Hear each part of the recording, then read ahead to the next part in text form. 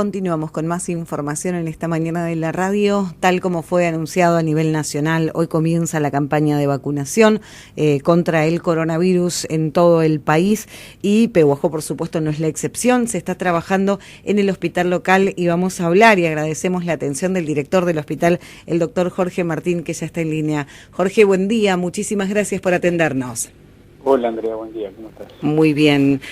Jorge, bueno, ¿cómo está preparada la actividad del trabajo que se va a llevar adelante en el día de hoy en el hospital?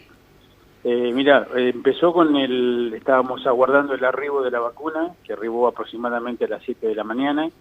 Bueno, eso lleva un transporte adecuado, a una temperatura adecuada. Lo transportaba Andriani o el correo argentino. Llegaron en un número de 450, 500 dosis para el personal de salud.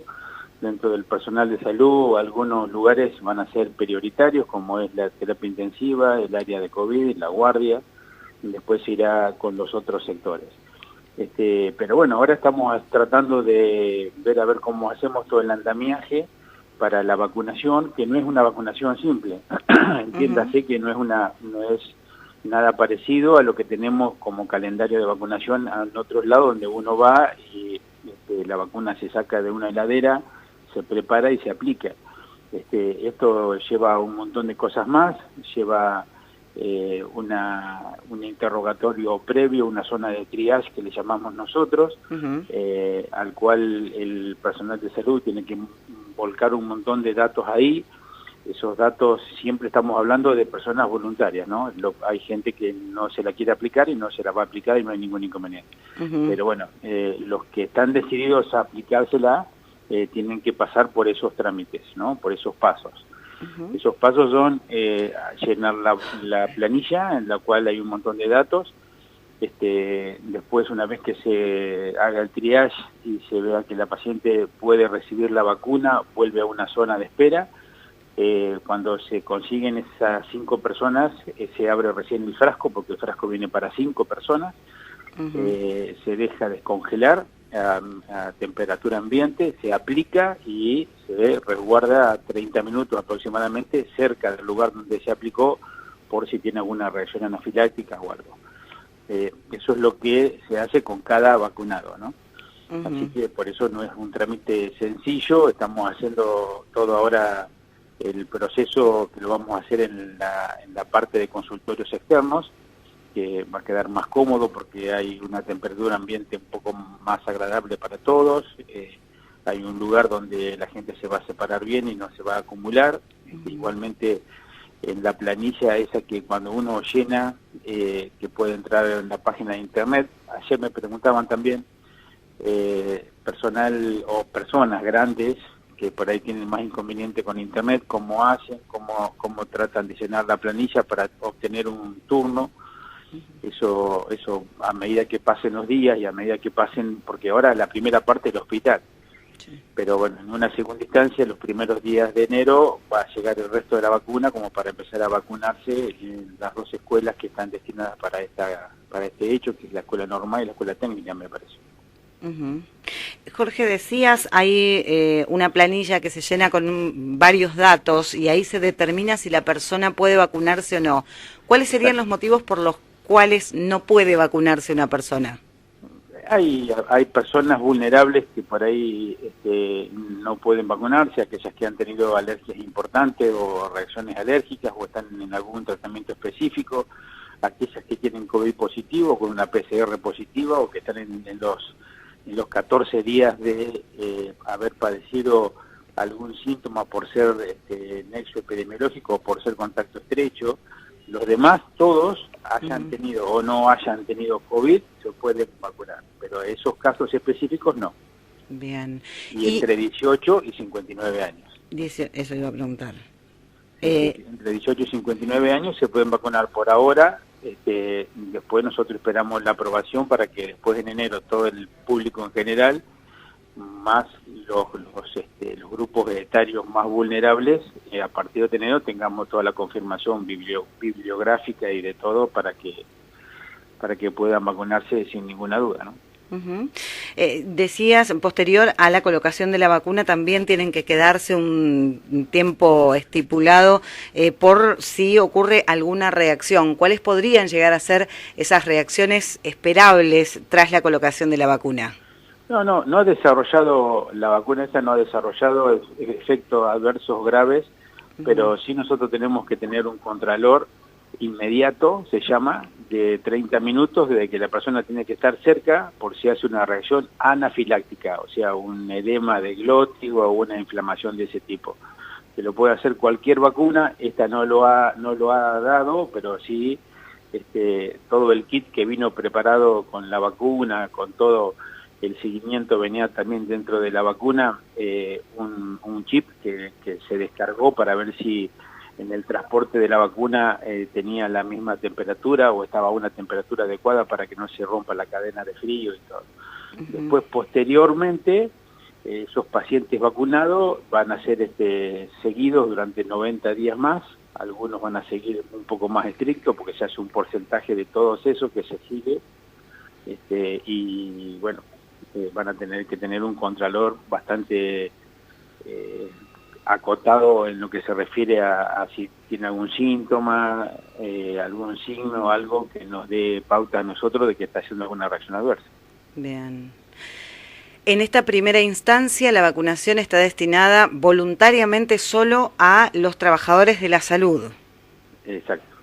Bien, y a partir del lunes que llegarían nuevas dosis, ahí sí se abriría al público en general, también de forma voluntaria. Exacto. Nosotros lo que primero, lo más importante que tenemos es que la vacuna, tanto en el traslado que se hace, como en la recepción de la vacuna que hicimos a las 7 de la mañana, que esté en las condiciones adecuadas, uh-huh. Que haya sido trasladada a una temperatura de menos 20 grados, que haya todo el transcurso haya sido así, que ahora esté a menos 20 grados. Una vez que tenemos la vacuna en condiciones, empezamos a armar el circuito y ver a ver de qué manera nosotros podemos ir incorporando personal para que se pueda ir vacunando momento a momento, día a día. Ya tenemos los vacunadores, pero bueno, uno necesita un andamiaje.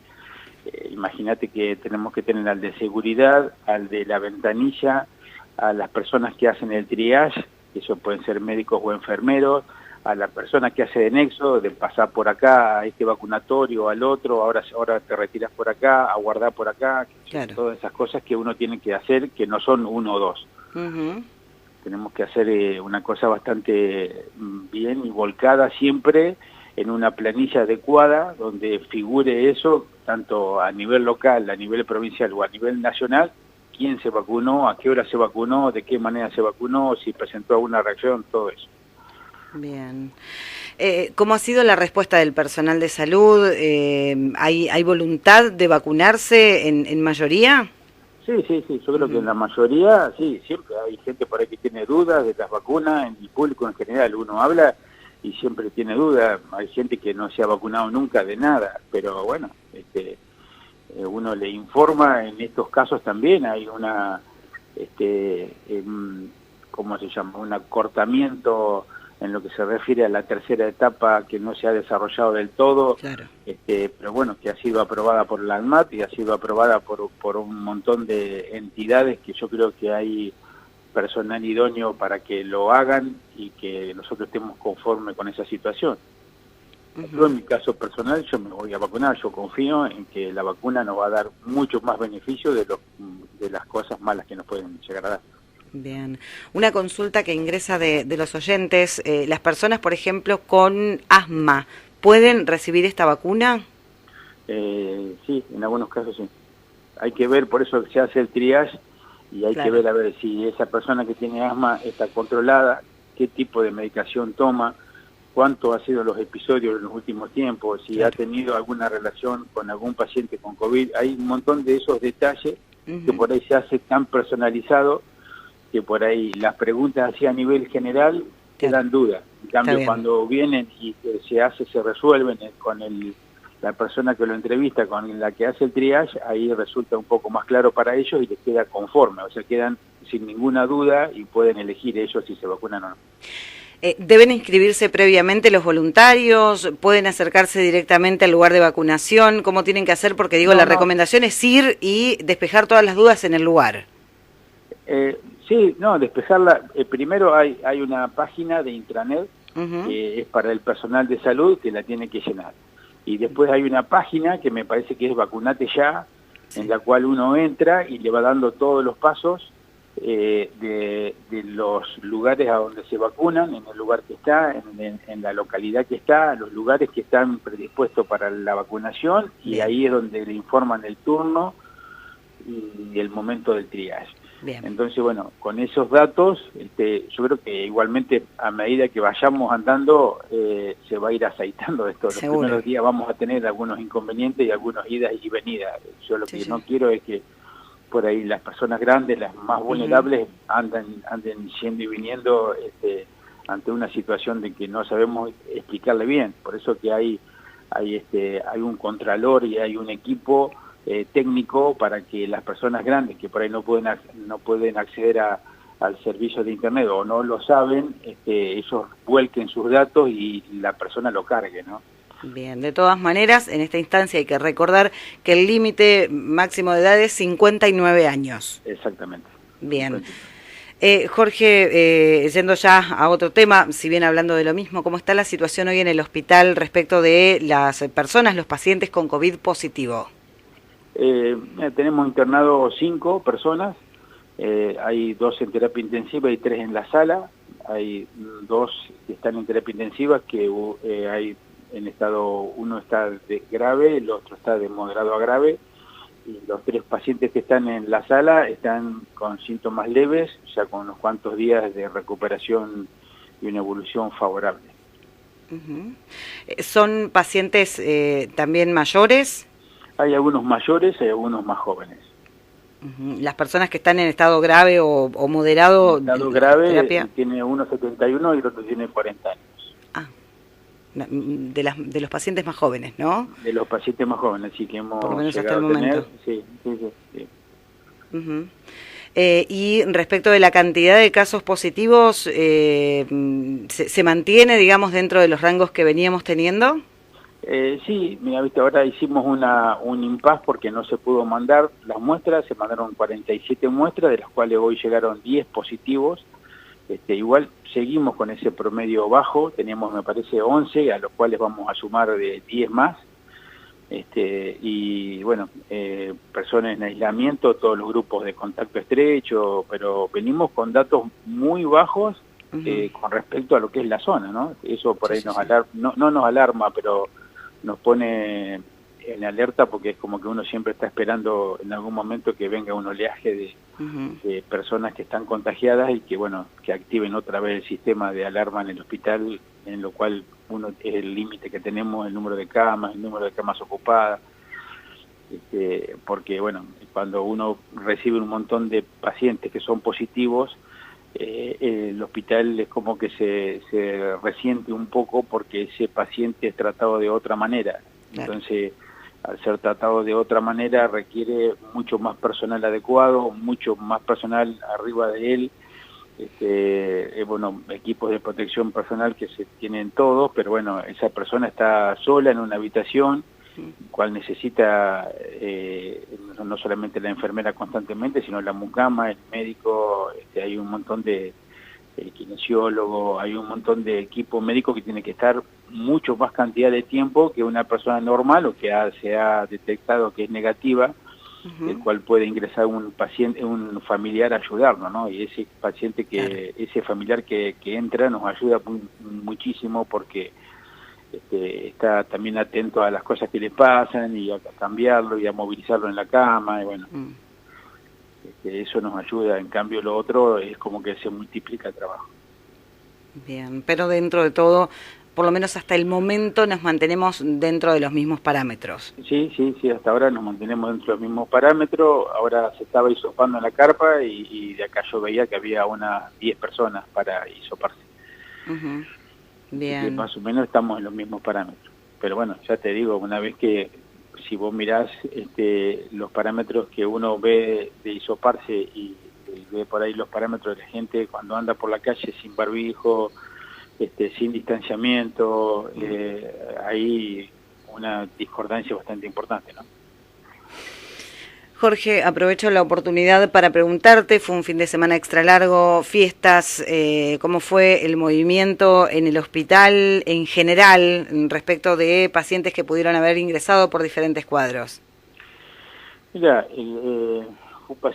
fue un fin de semana largo, porque justo cae jueves, viernes, sábado y domingo de feriado para todo el mundo, menos para el hospital, y en el cual los 4 días hubo momentos en la guardia que se vio superada la cantidad de pacientes que se podían atender, cuadros gravísimos en algunos casos, en otros resultados buenos, qué sé yo, un chiquito de días que se reanimó en el lugar, en el domicilio, se trasladó y tuvimos éxito. Al poder seguir con vida del chiquitito. Después otra persona que sufrió una electrocución y bueno, se trasladó al hospital también, se hicieron las maniobras de resucitación en el lugar, en el traslado y la resucitación avanzada que se hizo acá en el hospital y no se pudo lograr reanimarla. Así que bueno, todas esas son las cosas tristes. Tuvo algún accidente con escoriaciones, pero no cosas importantes ni fracturas que hayan conllevado a pacientes a terapia intensiva. Pero bueno, esas cosas tristes pasaron y siempre hacen que es un golpe bajo, ¿no?, a todo el personal de salud. ¿Se sabe cuál es el estado de salud del bebé en estos días? Mira, por lo que tengo entendido y por lo que hablé con los pediatras era bueno. Ajá. Había evolucionado bien y no tenía ninguna complicación ni ninguna cosa que haya ido para atrás. O sea, estaba bien. Bien. Hay que felicitar a todo el personal de policía porque está capacitado. Por ahí nosotros hacemos algunos cursos en muchísimos lados y por ahí eso está muy bueno, que la gente en general no solamente sepa lo que es el curso, sino que se anime a hacerlo, ¿no? Es un estadio que hay una diferencia muy grande en lo que es saber lo que es hacer la reanimación cardiopulmonar y animarse a hacerla. Claro. Por otra parte, y teníamos varias consultas sobre esto que comentabas de esta persona, una mujer, tenemos entendido, no hubo parte policial, no hubo mucha información, pero sí muchísimas consultas. Fue en una vivienda particular que ocurrió una descarga eléctrica a una persona que le costó la vida. Sí. Esa fue la situación. Esa fue la situación, sí. La paciente era una mujer joven, tenemos entendido. Sí, una mujer de 34 años. Bien. Jorge, bueno, más allá de estos cuadros que son extremos, habitualmente y siempre lo consultamos, la mayor cantidad de consultas en época de fiestas tienen que ver con accidentes por uso de pirotecnia o con descompensaciones por el exceso de consumo de bebidas o comidas. En este caso, ¿esos fueron la mayor cantidad de cuadros ingresados? Pues sabes que no ha habido tanta cantidad como otros años. Yo creo que venimos de hace unos cuantos años a la fecha, venimos bajando la cantidad de pacientes que tienen quemaduras por pirotecnia. Eso no ha sido la constante, venimos bajando progresivamente. Sí, por ahí descompensaciones que se han sucedido con personas que, bueno, o que han tenido ya patologías previas y han elevado su presión, han tenido un edema agudo de pulmón, o han requerido la ambulancia en el domicilio, pero bueno, es lo que más o menos tenemos siempre estipulado para esta fecha y lo que trabaja el hospital para estos casos. Jorge, te agradecemos muchísimo por toda la información. Por supuesto que la radio está a disposición para brindar la información que la gente necesita, sobre todo con el primer tema que hablábamos, el tema de la vacunación, que tanta atención requiere por parte de la comunidad. Sí, nosotros ya, José Pichetto iba a hacer una conferencia, me parece, iba a explicar todos los detalles de lo que es la vacunación que había llegado y después de la manera que lo íbamos a hacer para que la gente esté tranquila, que se va a dar en tiempo y forma. Bien, muchísimas gracias como siempre. No, por nada. Que tengas buen día, hasta luego. Hasta luego. El doctor Jorge Martín, director del hospital local, brindándonos información en general. En principio ya comenzó esta campaña de vacunación anti-COVID en nuestra ciudad para el personal de salud exclusivamente. Los detalles, porque hay un protocolo extenso, complicado a seguir con cada uno de los pacientes que decide vacunarse, porque recordemos que esta vacunación es voluntaria. Por otra parte, también hablándonos de la situación actual de COVID, hay 2 pacientes internados en terapia intensiva, uno joven y con cuadros complejos. El resto de los pacientes están en sala común y con buena evolución. Y nos hablaba también, bueno, de lo que fueron estas 2, más allá de todos los pacientes que concurrieron a la guardia durante el fin de semana largo, 2 cuadros bastante complejos. Un bebé de poquitos días que fue reanimado por personal policial y trasladado al hospital, desde donde también se lo trasladó a un centro asistencial de mayor complejidad, pero que evoluciona bien, y lamentablemente el fallecimiento de una mujer joven de 34 años de edad que recibió una descarga eléctrica y lamentablemente no pudieron reanimar.